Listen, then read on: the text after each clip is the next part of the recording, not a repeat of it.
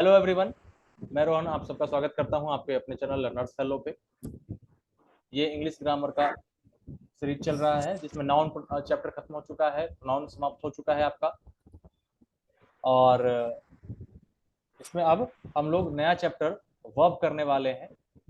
तो आज से हम लोग फिर वर्ब चैप्टर स्टार्ट कर रहे हैं और ये क्लास नंबर इंग्लिश का 36 है। चैनल पर नए होंगे तो चैनल को सब्सक्राइब कर लीजिएगा और डिस्क्रिप्शन बॉक्स में आपको व्हाट्सएप ग्रुप का लिंक दिया गया है, वहाँ से व्हाट्सएप ग्रुप ज्वाइन कर लीजिए।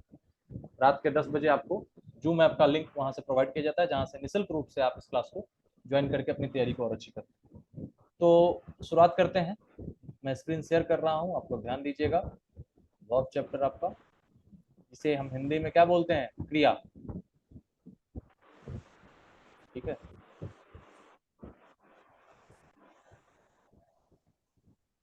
लोड हो रहा है, स्क्रीन दिखेगा आप लोगों को एक मिनट।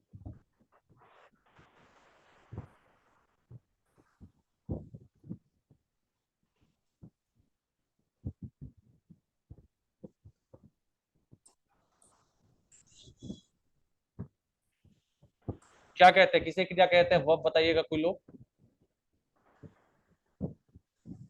स्क्रीन दिख रहा होगा आपको। आ गया भैया। तो स्लो फंक्शन करता रहता है कभी कभी। किसे कहते हैं क्रिया, किसे कहते हैं बताइए। दो तरह की होती है, एक हेल्पिंग वर्ब any action और एक main verb. any action in the sentence is called verb.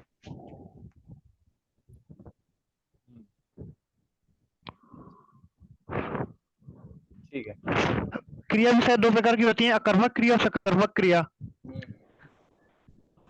मैं सोता हूँ, शिवानंद जी सर, बताएंगे। मैं सोता हूँ मैं कौन सी क्रिया है, शिवानंद जी बताएंगे। मैं सोता हूँ, ये ये सेकंड वाली सकर्मक है शायद। गलती कर गया ना, बताइए राजा जी। इसमें सोता हूँ क्रिया होगी। होने का कार्य हो रहा है। कौन सी क्रिया है, कौन सी क्रिया कौन है। सी क्रिया होती है? अर्जेंट है सर, इज। सकर्मक क्रिया, अकर्मक। अकर्मक क्रिया। अकर्मक अकर्मक। राजा जी कौन सी क्रिया है। सर ये नहीं पता सकर्मक हिंदी वाला मतलब। पढ़ना पड़ेगा, देख लीजिएगा, हिंदी की वीडियोस प्लेलिस्ट में है, देखिएगा वहां से समझिएगा। ठीक है, ये अकर्मक क्रिया है। अच्छा, ठीक है। और लोग क्यों नहीं बोल रहे भाई। ऐसा नहीं मैं किसी का नाम लूं तो ही, मुझे जो लोग लगातार आ रहे हैं जिनका नाम याद है वो मैं बोल देता हूँ। ठीक है, आप लोग लगातार रहेंगे, आपका भी नाम याद हो जाएगा। और जोड़ी नहीं मैं आपसे पूछूं, आपको जवाब सभी को देना है। ठीक है, बताइए क्या होगा। मैं अकर्मक सोता क्रिया। हूँ, कौन सी क्रिया। अकर्मक क्रिया।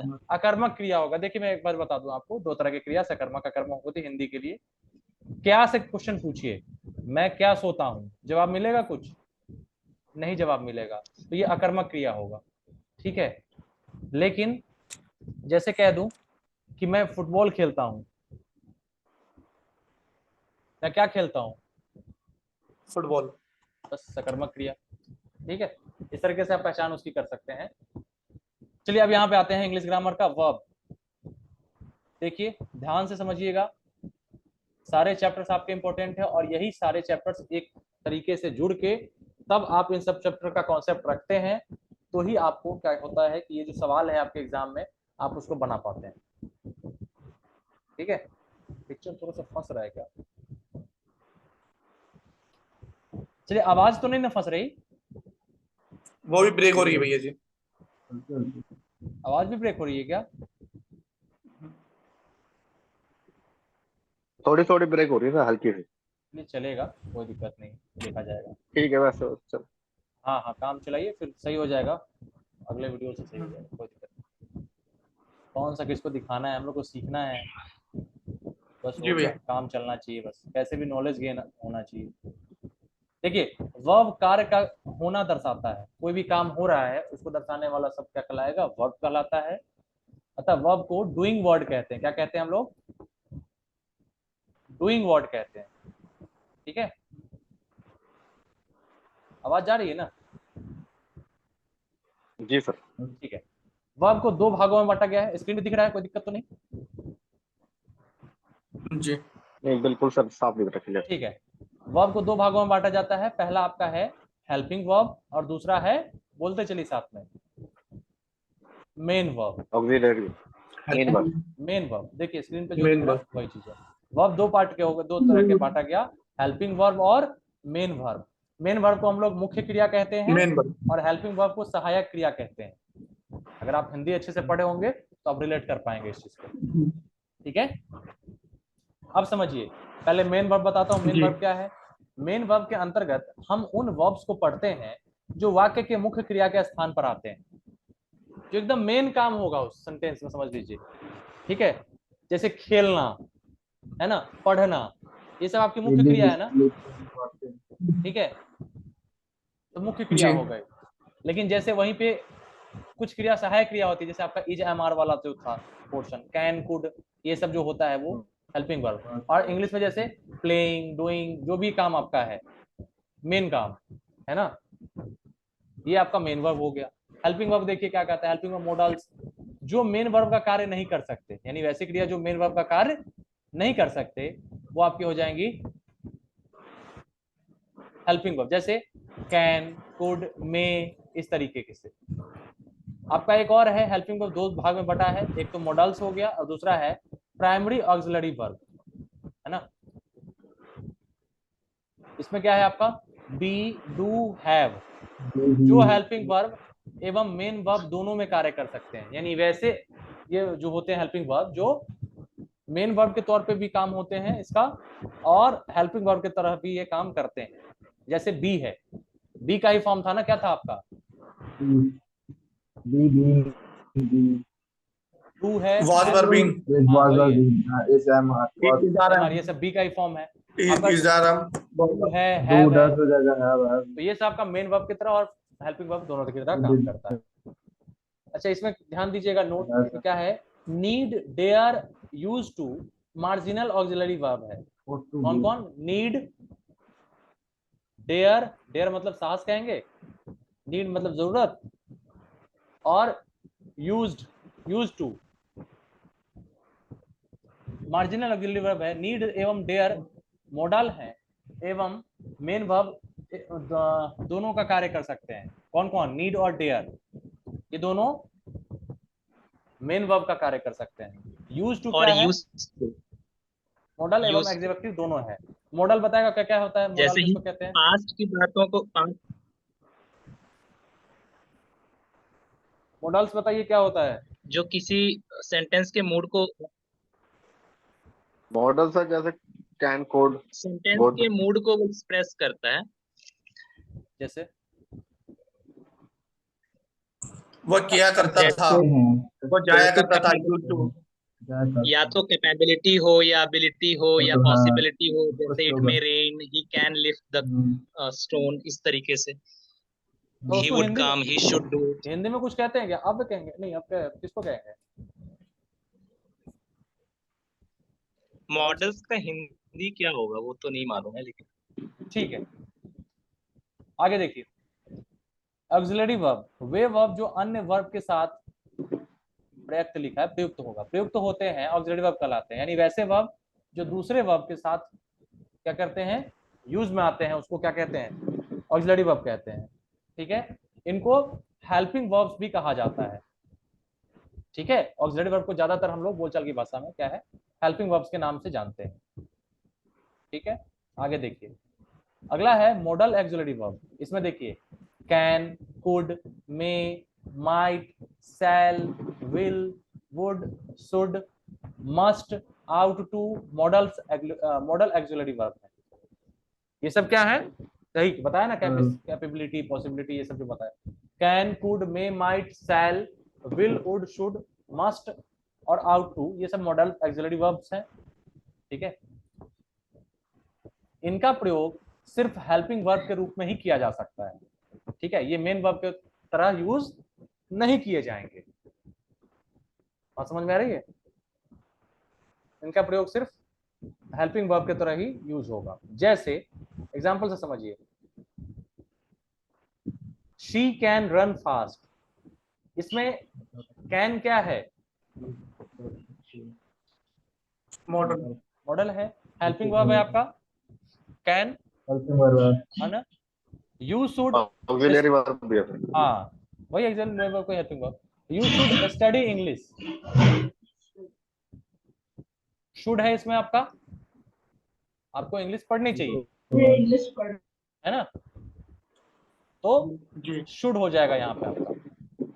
आगे देखिए, मार्जिनल एक्सिलरी वर्ब किसे कहते हैं? जैसे use to, need, dare, marginal auxiliary verb है। कौन कौन सा है? यूज टू, डेयर, नीड, ये सब क्या है? मार्जिनल ऑक्सिलरी वर्ब है। ये ऐसे मॉडल्स हैं जिनका प्रयोग वाक्य में मेन वर्ब में कौन कौन आ जाएगा? नीड और डेयर, और एग्जेक्टिव यूज टू के रूप में भी हो सकता है। यानी ये ऐसे हैं जो मेन वर्ब की तरह भी यूज होंगे और इनका प्रयोग एग्जेक्टिव की तरह भी यूज होगा। एग्जेक्टिव के तौर पे यूज टू का प्रयोग और नीड और डेयर का प्रयोग मेन वर्ब के तौर पे होता है। ठीक है,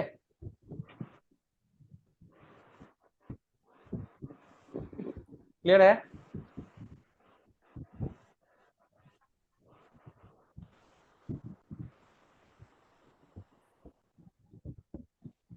दिख रहा है स्क्रीन?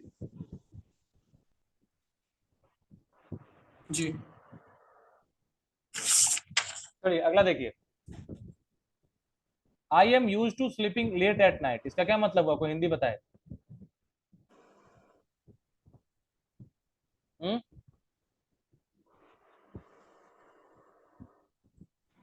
मैं रात को देर से सोने का आदी हूँ। यूज टू का प्रयोग आदत के सेंस में करते हैं।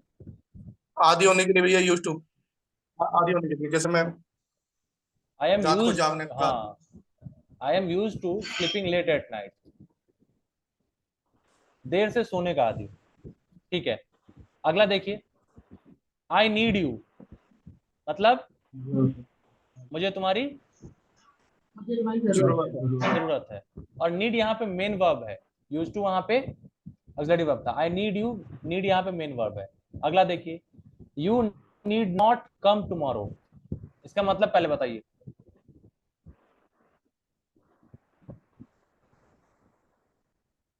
You need not come tomorrow, कल आने की जरूरत नहीं। तुम्हें कल आने की आवश्यकता कल नहीं आएगा, नीड नॉट, आएगा भैया, वह कल नहीं आएगा ना। नहीं नहीं नहीं, विल कहाँ है?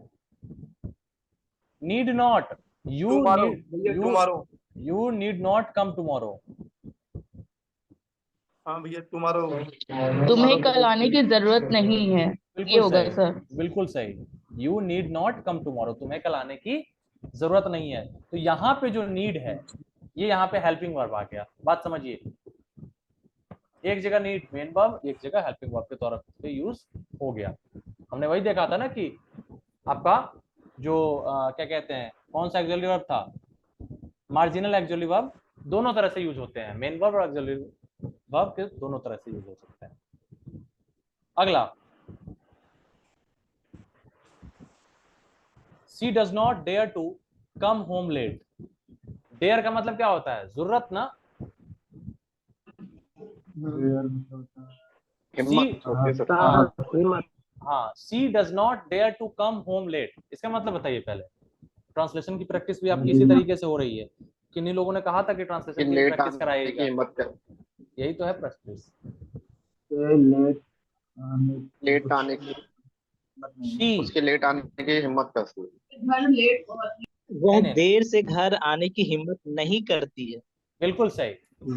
She does not dare to come home late, वह देर से घर आने की हिम्मत नहीं करती है। ये आप इसका आपका सही, बिल्कुल सही ट्रांसलेशन। ठीक है, समझते भी चलिएगा, ट्रांसलेशन में प्रॉब्लम हो रही हो तो उसकी प्रैक्टिस जारी रखिए। अगला, तो यहाँ पे डेयर जो आपका मेन वर्ब है। अगला देखिए, I dare not enter his room without permission, बताइए इसका ट्रांसलेशन हिंदी में अनुवाद करिए।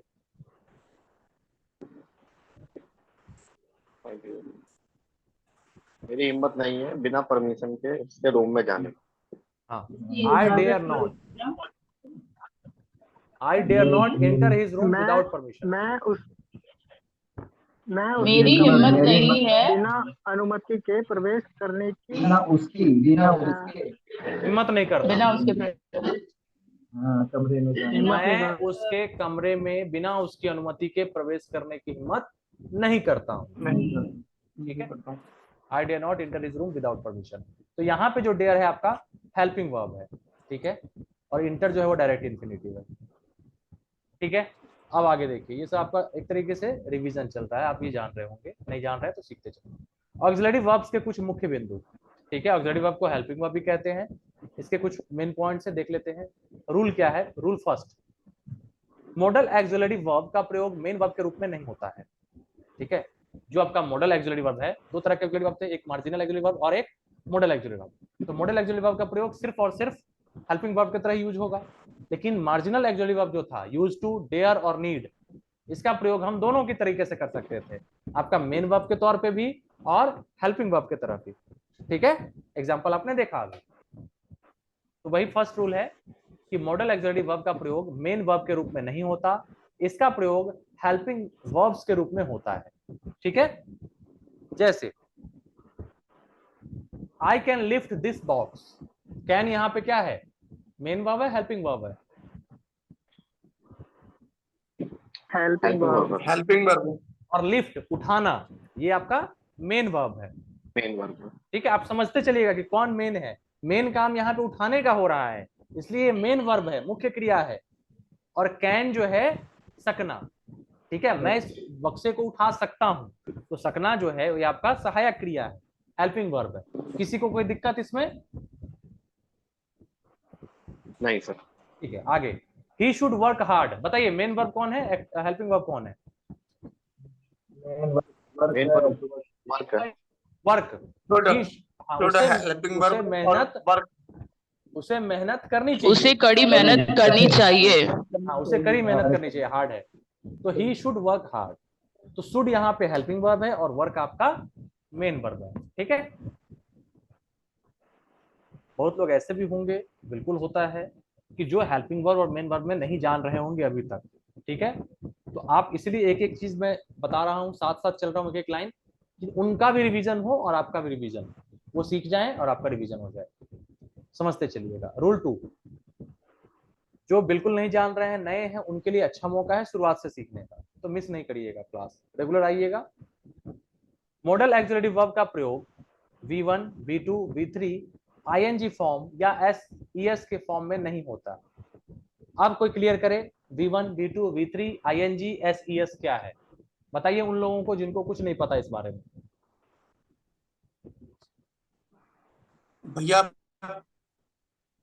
ये अलग अलग फॉर्म होती हैं, वर्ब जैसे का आप V1 का मतलब वो वर्ब का फर्स्ट उठा फॉर्म, लीजिए वर्ब की, हाँ वर्ब की फर्स्ट फॉर्म, वर्ब की सेकंड फॉर्म। हाँ, V2 का मतलब, V3 का मतलब डन भैया, डू डिड डन, जैसे उठा लीजिए आप। ठीक है। डू हो गई फर्स्ट, और कोई आसान बता डिड हो गई दीजिए। Second, go went gone, go went हाँ। गॉन। गो वेंट गॉन, जैसे देखिए, गो सेकंड आपका हो गया V2, वेंट और V3 हो गया गॉन। इसको क्या क्या बोलते हैं? वर्ब के फर्स्ट फॉर्म को क्या और नाम से जानते हैं? 5 फॉर्म होते हैं सर वर्ब की, तो फोर्थ में एंटी लग जाता है और फिफ्थ में सामने तो है, एस। सामने तो है। तो पहले वाले को क्या कहते हैं? किसको पास्ट पार्टिसिपल कहते हैं, किसको प्रेजेंट वाले में कहते हैं? Present participle V1। हाँ, V1 को नहीं, प्रेजेंट पार्टिसिपल, V3 को पास्ट पार्टिसिपल, V4 को प्रेजेंट पार्टिसिपल कहते हैं। V1 को क्या बताया आपने? V3 प्रेजेंट तो वो तो पार्टिसिपल। Plural form. अच्छा, और और दूसरा V2 हो गया सिंपल। डिग्री के हिसाब से भी यूज करते हैं इसे, आगे क्लियर होगा। सुपरलेटिव डिग्री में किसका यूज करेंगे, कंपैरेटिव डिग्री में किसका यूज करेंगे? कंपैरेटिव डिग्री में किसका यूज करते हैं? जब दो लोगों के बीच में तुलना हो तो वर्ब का कौन सा फॉर्म यूज होता है? V1। इसे गुड, बेटर, बेस्ट है। तो जब दो लोगों की बात करेंगे तो कौन सा फॉर्म यूज करेंगे? फिफ्थ हो गया sir, better, better, second. Better verb का सेकंड फॉर्म। और सुपरलेटिव डिग्री सबसे अच्छा है वो, तो कौन सा फॉर्म यूज होगा जब एकदम सबसे टॉप पे दिखाना हो उसको? तो V3 का, ठीक है। Third form. आगे इस पे चर्चा होगी, जब वो आएगा तो बताऊंगा, फिर फिलहाल पूछ लिया। मॉडल ऑक्सिलरी वर्ब का फॉर्म देखिए V1 V2 V3 ING और SEIS का नहीं होता है। जो आपका हेल्पिंग वर्ब है वो इसमें चेंज नहीं होता है। इसका प्रयोग सभी नंबर्स तथा पर्सन्स के सब्जेक्ट के साथ हमेशा एक ही रूप में होता है। ये जो मॉडल ऑक्सिलरी वर्ब है ना, ये कोई भी नंबर हो, कोई भी पर्सन हो, इसका प्रयोग वही होगा। जैसे अब पर्सन के साथ देख लेते हैं, I can do it first person singular number, we के साथ we can do it first person plural number. Same हुआ, कैन पहले भी था, कैन अभी भी है। सेकेंड पर्सन में आइए सिंगुलर नंबर में, you can do it, plural में भी यू कैन डू इट, यहां भी कैन ही सेम रह गया दोनों में, can can. Third person singular number आइए, he she it they, sorry he she it और कोई भी नाम, तो he can do it, she can do it, ठीक है। और इसका plural form Ram can do it, इसका प्लूरल फॉर्म वे लोग कर सकते हैं, क्या हो जाएगा? They can do it. they can do it। तो अब बात पता चली कि कैन जो था वो किसी भी नंबर, किसी भी आप क्या कहते हैं पर्सन के साथ रख दीजिए, वो अपना फॉर्म चेंज नहीं करेगा। नहीं करेगा। बात समझ में आ गई? यानी उसका कोई क्या कहते हैं कोई फर्क नहीं पड़ता, V1 V2 V3 इस सब से कोई भी फर्क उसका नहीं पड़ता, ठीक है। आगे देखिए क्या है, जैसे she can help you, help कौन सा फॉर्म है वर्ब का? फर्स्ट। कौन सा फॉर्म है? V1 है वर्ब का फर्स्ट फॉर्म है, प्रेजेंट में इसका यूज करेंगे तो इसके साथ भी हमने कैन लगाया। और अगला देखिए, you should understand your friends. Understand क्या है? आपको अपने फ्रेंड्स को, मित्र को समझना चाहिए, तो ये भी आपका अंडरस्टैंड क्या है? V1 प्रेजेंट, ठीक है, तो वर्ब का फर्स्ट फॉर्म है। और इसका सेकेंड फॉर्म, थर्ड फॉर्म कोई बताइए अंडरस्टैंड का क्या होता है?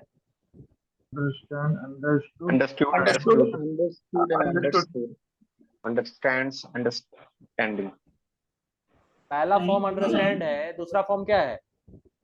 अंडरस्टूड। अंडरस्टूड है, TOOD। हाँ, और थर्ड अंडरस्टूड ही होगा। अंडरस्टूड ही होगा, ठीक है।